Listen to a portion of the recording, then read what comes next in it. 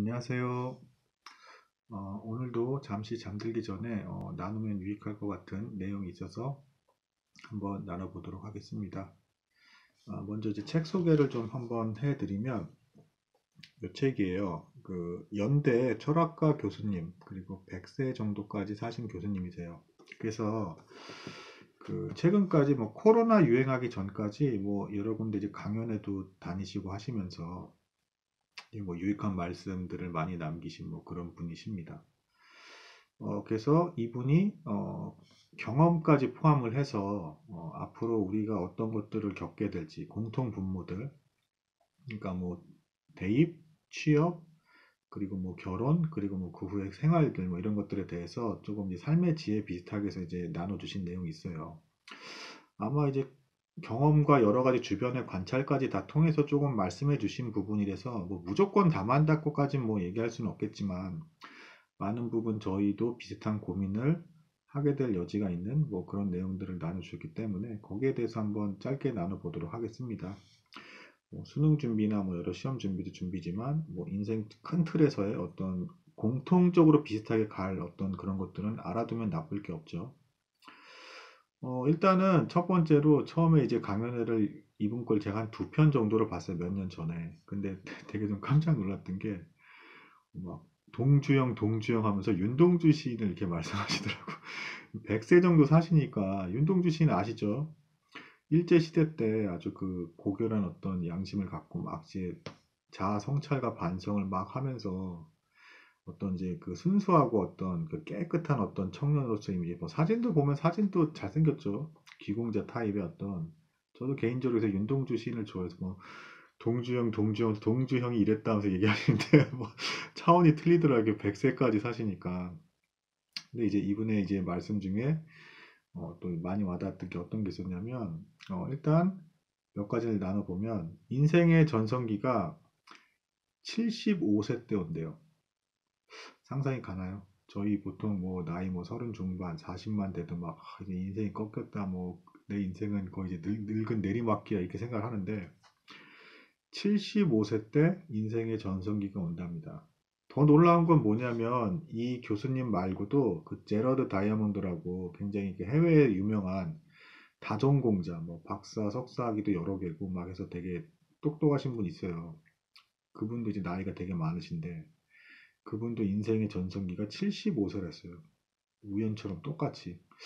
아마 저도 75세가 안 돼봤으니까 모르는데 아마 예상컨대 75세 때 몸 관리를 잘하고 건강한 상태에서 꾸준히 그때까지 공부를 했으면 그 머릿속에 있던 어떤 그 지식들이 몸으로 어떤 체화돼서 자연스럽게 나온 어떤 그런 단계로 가나 봐요. 그런 것 같아요. 노련하게. 그러니까 저희가 공부를 아무리 열심히 해서 지식을 머릿속에 많이 넣어도 이게 실제 습관화가 돼서 행동으로 나오기까지 시간이 많이 걸리잖아요. 근데 75세쯤 꾸준히 자기가 관리를 잘해서 공부도 꾸준히 하고 계속 젊게 살려고 애쓰고 하면서 하면 그런 어떤 단계가 오나 봐요. 굉장히 좀 희망적인 내용이 하나 나왔죠.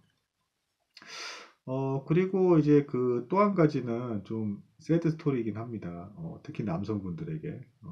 뭐라고 하셨냐면, 남자들은 나이가 들수록, 쓸모가 없대요. 그게 무슨 얘기냐면, 결혼을 하잖아요. 결혼을 하고 아이를 낳으면 이제 그 와이프, 여성은 관심이 거의 아이 쪽으로 가요, 이렇게. 아무래도 이제 어리고 하니까. 그러면서 이제 살짝 이제 좀 남성이 슬슬 이제 사이드로 밀리는 듯한 어떤 이제 그런 분위기가 작용을 하거든요. 게다가 문화적 차이라는 생각이 드는데, 우리나라는 아이 중심이잖아요, 가정에서. 뭐 해외는 이제 그 부부 관계 중심, 이렇게 좀 많이 그게 강조가 되기 때문에, 막 우리 엄마 아빠 뭐 이렇게 해서 뭐 이혼하게 되더라도 너가 네 인생을 이해해 줘야 된다 이런 식으로 이제 해서 해외는 뭐 더 이혼도 많이 하고 막 이런 게 좀 있단 말이에요. 근데 우리나라 같은 경우에는 좀 그래도 아이 중심인 면이 있으니까 그래서 아이 때문에 그리고 이제 그 아이는 또 특히 누굴 더 따라요? 제가 전에 말씀드렸죠. 아빠보다 엄마. 왜 그런지도 이유도 말씀드렸죠. 왜냐하면 엄마 뱃속에서 태어났기 때문에 그렇게 직접 교감한 그 본능적인 거를 이길 수는 없다. 그래서 가정의 분위기의 중심이 엄마가 되고요. 아이는 엄마를 더 따르고. 그래서 살짝 좀 사이드로 이제 일단 밀리는 게 또 생기고요. 그 다음에 여기가 더불어 오늘의 유튜브 제목이기도 한데 평생 일하는 것이 좋다. 왜 그런지에 대한 이유가 나옵니다. 보통 이제 그 아이를 키워서 아이가 이제 다시 취업할 때쯤이 되면 대다수 이제 나이대가 이제 아빠는 은퇴를 꿈꾸는 나이예요, 사실은. 그 마치 하와이 같은 데 가서 피서를 즐기듯이 칵테일을 마시며 여유 있게 유유자적하는 어떤 그런 삶을 상상하는데 조던 피터슨 교수님도 그런 말씀 하셨어요. 그거 기껏 해봐야 열 며칠인 일 정도 하면 지겨워서 못 산다. 나이 들면 오히려 일을 해야 된다. 왜냐? 이제 그렇게까지 나이가 많아지면 이제 새로운 사랑을 찾는다는 거는 그렇게 많이 이제 그런 기회가 이제 주어지지 않고요. 대부분은 이제 일을 통해서 내가 여전히 사회 구성원의 존재로서 쓸모 있는 인간이다라는 걸 통해서 존재감을 느끼게 된다 그래요. 그래서 오히려 나이가 들면 일을 계속 더 해야 된다라는 거예요. 공부도 계속 꾸준히 해야 되고 벌써 듣기 싫은 사람이 있으려나? 안 그래도 막 시험 준비도 끔찍한데 이런 걸 평생 하라고? 그러니까 이제 꼭 시험에만 이제 국한된 게 아니라 쓸모 있는 어떤 기술이 있기든 뭐든 다양한 걸 다 포함해서 이제 말씀을 드리는 거예요. 그리고 그렇게 해서 이제 은퇴를 꿈꾸는데 문제는 뭐냐? 그때쯤 되면 또 이제 자기 자식이 결혼을 할 거잖아요.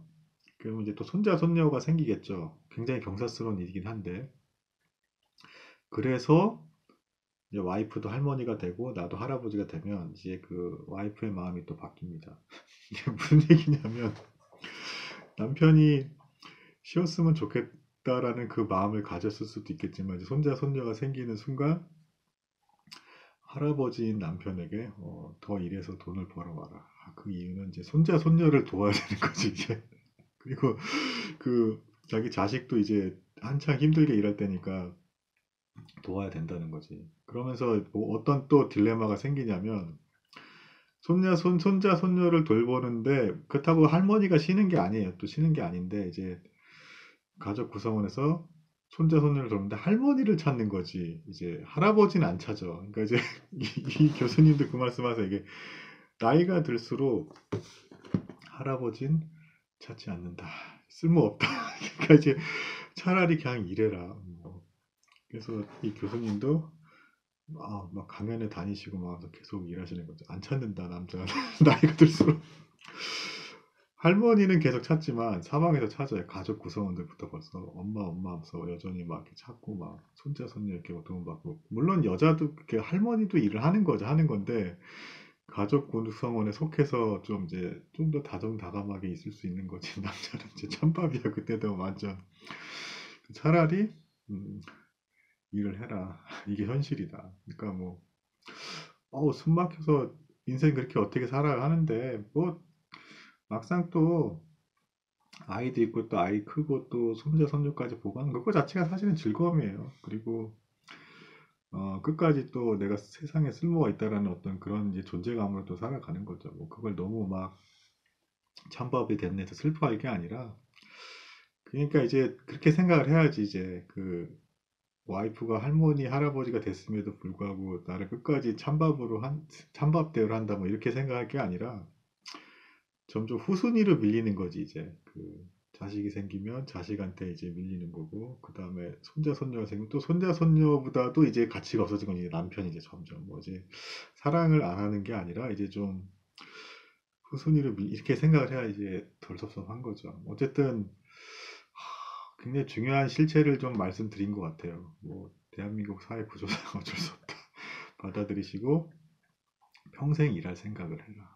몸 관리 잘 하셔서 뭐 수능이나 기타 시험에서 끝이 아닙니다. 계속 일하시고 공부할 생각하세요. 뭐 시대가 그러지 어쩌겠습니까? 즐겁게 받아들이세요. 들어서 감사합니다.